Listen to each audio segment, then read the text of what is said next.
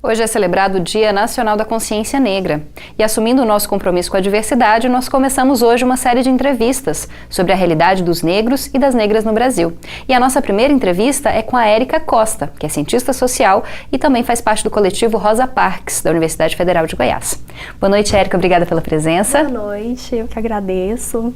Bom, o coletivo Rosa Parks, ele trata de feminismo negro, né? Queria que você explicasse pra gente por que é importante falar sobre feminismo negro, como relacionar as questões raciais com as questões de gênero também.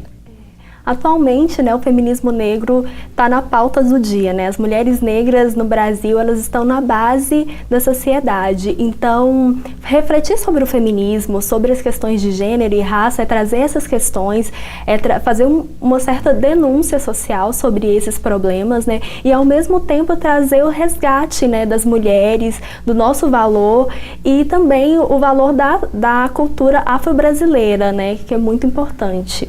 E Rosa Parks é um nome importante para falar de feminismo negro, Queria que você falasse quem foi Rosa Parks e por que esse nome foi escolhido para nomear o coletivo. Bom, Rosa Parks foi uma ativista afro-americana que na década de 50, 60, no auge da luta contra o racismo, contra a segregação racial, ela se recusou a levantar do banco, de ônibus, que na lei dizia que se alguma pessoa branca chegasse, a pessoa negra deveria se levantar. Isso causou uma comoção muito grande no período e ela se tornou um símbolo na luta contra a segregação racial, e contra o combate ao racismo.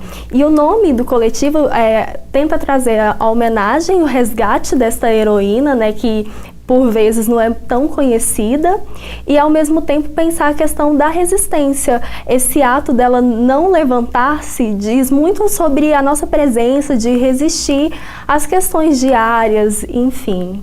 E há muitas mulheres brasileiras também negras que resistiram e resistem ainda, Sim, diariamente, A luta contra o racismo é diária, todos os dias existir e resistir, Então, é importante trazer essas figuras, quando a gente pensa da Rosa Parks, Lélia Gonzalez, que foi uma feminista negra muito importante, outras contemporâneas como Sueli Carneiro, trazer esses nomes e encontrar essas narrativas, saber do valor e importância dessas mulheres, faz com que nós nos encorajamos a cada dia para enfrentar o racismo.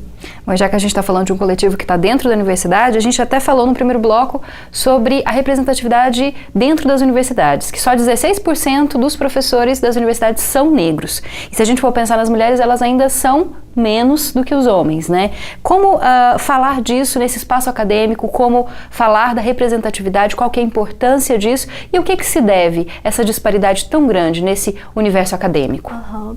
No Brasil, nós enfrentamos sérios problemas de desigualdades sociais e raciais, Por vezes, a própria cultura é uma cultura muito machista que desencoraja as meninas de maneira geral, meninas brancas e as meninas negras também saem mais prejudicadas nesse processo de formação. Então, há um desencorajamento de acessar o espaço da universidade, que existe um desconhecimento de que esse espaço é por direito seu também, e ao mesmo tempo o racismo. As imagens fixas, os estereótipos passa também por esse processo de formação com essas imagens, o que faz com que muitos não consigam acessar ou tenham interesse por não saber, de entrar para a universidade, as oportunidades também. Então, recentemente, o Censo do Ensino Superior traz um dado que a carreira na pós-graduação no Brasil, que é o topo da carreira acadêmica, apenas 219 mulheres negras. Então, diz muito dessa cultura ainda, que o racismo institucional que ainda existe, e que medidas como do coletivo Rosa Parks e outros que tentam aproximar o diálogo com a comunidade, pensar a universidade para além desses muros, pensar a comunidade, faz com que agora nós estamos desconstruindo esses estereótipos, e eu acredito que numa geração futura teremos mais cientistas, eu sou bem otimista quanto a isso. Já que você começou a falar, quais são as pesquisas desenvolvidas pelo coletivo, como que o coletivo atua na sociedade e também dentro da UFG?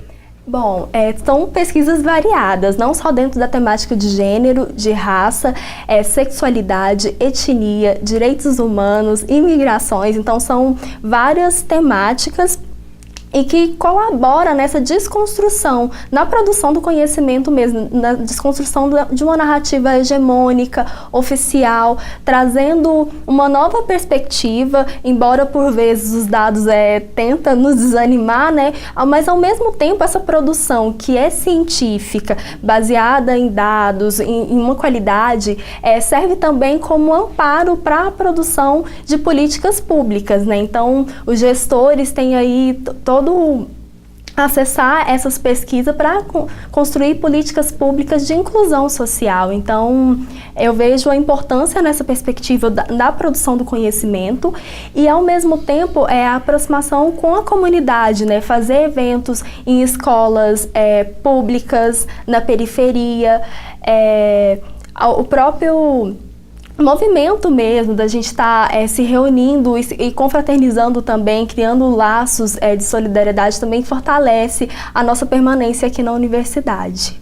Bom, o tempo está chegando ao fim, queria agradecer muito a sua presença, Érica, e a gente vai continuar ao longo dessa semana falando sobre outras temáticas referentes, né, e celebrando o Dia da Consciência Negra. Muito obrigada, Érica. Eu agradeço.